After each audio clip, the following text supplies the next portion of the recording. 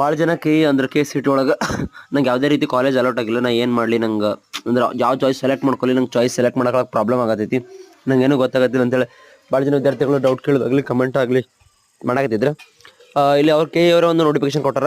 Option ನಮೂದಿಸಿ ಯಾವುದೇ seat ಹಂಚಿಕೆ ಆಗದಿರುವ ಅಭ್ಯರ್ಥಿಗಳು ಯಾವುದೇ ಚಾಯ್ಸ್ಗಳನ್ನು ಆಯ್ಕೆ ಮಾಡುವ ಅಗತ್ಯ ಇಲ್ಲ ಅಂತೇಳಿ ಕ್ಲಿಯರ್ ಆಗಿ ಮೆನ್ಷನ್ ಮಾಡ್ಯಾರ. ಮುಂದಿನ ಸುತ್ತೊಳಗೆ ಭಾಗವಹಿಸಬೇಕು.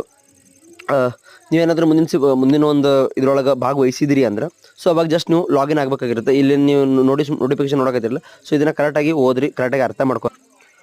ಇಲ್ಲೇನಪ್ಪ ಅಂತಂದ್ರೆ ನಿಮ್ಗೆ ಸೇಮ್ ಆ್ಯಸ್ ಯೂಶುವಲ್ ಅವಾಗೇನಾದರೂ ನಿಮ್ಮ ಒಂದು ನಿಮಗೆ ಕಾಲೇಜ್ ಸಿಕ್ಕಿಲ್ಲ ಅಂದ್ರೆ ನೀವು ಮುಂದಿನ ರೌಂಡಿಗೂ ಹೋಗ್ಬೋದು. ಬಟ್ ಅಲ್ಲೆಲ್ಲ ನಿಮ್ಮ ಕಾಲೇಜ್ ಇದು ಮಾಡ್ತಾರೆ, ಲಾಗಿನ್ ಆಗಿದ್ರೆ ಸಾಕು, ಜಸ್ಟ್ ನೀವು ಪಾರ್ಟಿಸಿಪೇಟ್ ಆದಂಗೆ ಮುಂದೆ ನಿಮ್ಮ ಕಾಲೇಜೆಲ್ಲ ತೋರಿಸ್ತಾರೆ. ಸೊ ಅದೇನಿದೆ ಅಂತ ಹೇಳಕ್ಕೆ ಮುಂದಿನ ಪ್ರೊಸೀಜರ್ ಒಳಗೆ ಹೇಳ್ತಾರೆ. ಇಷ್ಟಾಗಿತ್ತು ವಿಡಿಯೋ.